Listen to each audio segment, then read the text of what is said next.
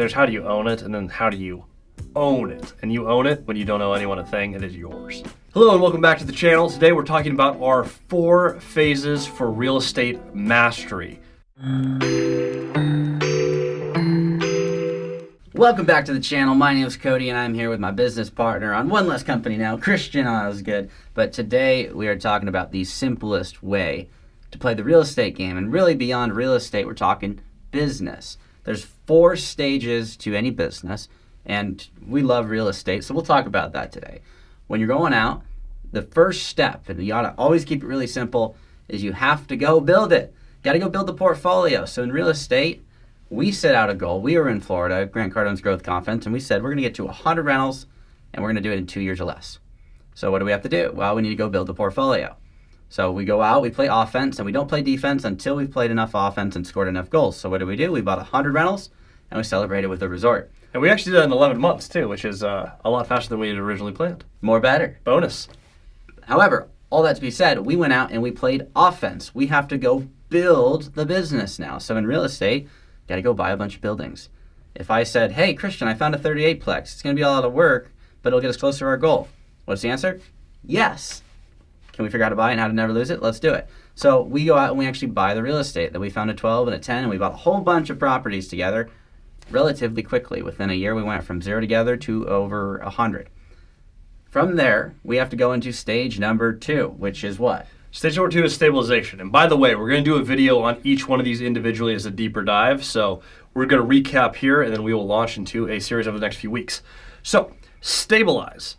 When you have a property, there may be things that are just not done. Let's say major maintenance things. You have bad water heaters, a bad roof. So the first thing is the condition of the building. And the second one is your actual rental base. Are all the units leased or close to all the units leased?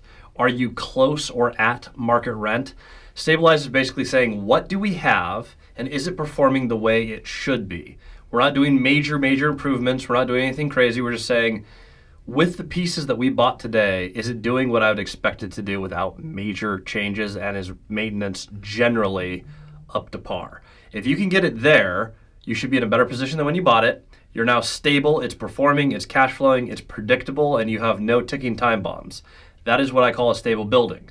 To do that in your portfolio, self-explanatory, you do that on all the buildings that are in that portfolio, and now you are stabilized. You know what you make every month, you can count on it coming in every month, and outside of the fact that buildings do just have things happen, you don't have anything that is imminent that you're expecting to happen. And the key word there is consistency. That's where you were really hitting home on that. Yes. From there, though, that's not the final step. You still got another 2 more, so stay tuned because you're halfway there.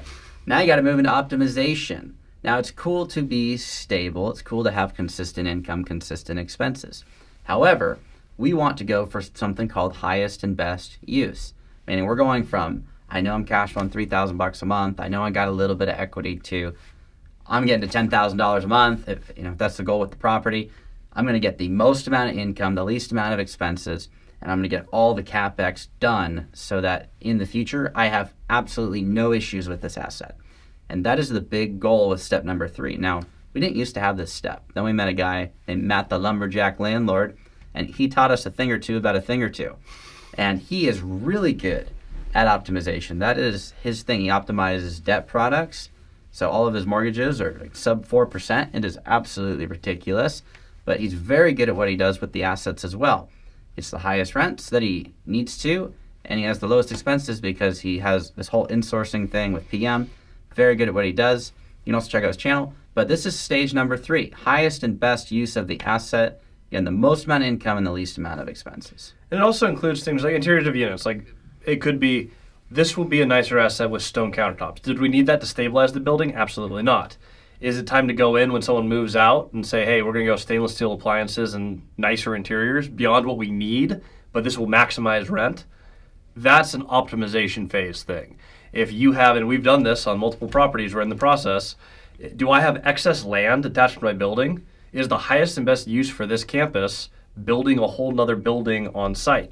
These are all optimization things. How do I make the absolute most of what I have? Now, after you get the maximum output You put in your input, now you're getting the maximum output. We move into stage number 4. And a lot of people don't agree with us on this, but that's okay. They're wrong. What is stage number 4? This is the debt hammer. Now, like Dave Ramsey's snowball, it's paying off all the debts over time. The difference between the hammer and the snowball is the snowball goes, hey, every month we're going to pay this down, pay it down, pay it down. Problem with that in real estate is if you are paying down a property and you miss a payment, you can still lose the property. Now, let's say you went 10% down, when the lender has 90% of the risk, they have more risk than you. You only have 10% of the money in the deal. If you keep putting money into that deal, you have more money to lose if you lose the property. That's just basic common sense. So what the hammer does is say, we're going to sideline the cash flow in a side account, and we're going to hold it in cash. It's going to grow and grow and grow and grow and grow. We're not paying down anything extra until I have enough cash to pay a debt off in full. This could be your smallest debt. It could be your most expensive debt. It is up to you how you want to manage it. But what you do is when you have enough in that account, you whack one debt in its entirety. You hammer it. You now owe less every single month, and you have more capital to build a bigger hammer because now your income's up. Yep. And so, example, we've got a little triplex, and we owe $191,000 on it. That is our smallest loan on a piece of real estate. So if we wanted to save up cash, we're almost to debt hammer phase. We stack cash flow. And within a few months, we'll have enough cash, and then we whack the debt. We don't pay it down little by little because if something happens and we lose the asset, we want to have as little money in it until the very last second where we can hit the nail and it goes in one swing. So we'll dive more into all of these in future videos. But that is our 4 steps of success in real estate and really any business. You need to set a firm foundation, which is your build phase. And the more time you spend there, by the way, the bigger you can go. The larger the foundation, the bigger building you can build on it. You just be aware, the bigger you go, the more pain you're going to go through. Stabilization and optimization can be very difficult. Yes, and we've seen that firsthand. We'll share more about that in the future videos. But you build, you stabilize, you optimize, and in our opinion, you pay off all the debt. There's how do you own it, and then how do you own it? And you own it when you don't owe anyone a thing. It is yours. I like that. Yeah, I'm going to keep that. That's on the channel now. If you guys want to learn more about this, we go into it in depth in our course, multifamilystrategy.com. We would love to see you there. Let me know if you have any questions about that. You can reach me on Instagram at Christian Osgood, or Cody is at Doing Cody Things. But we will see you guys soon for the next installment.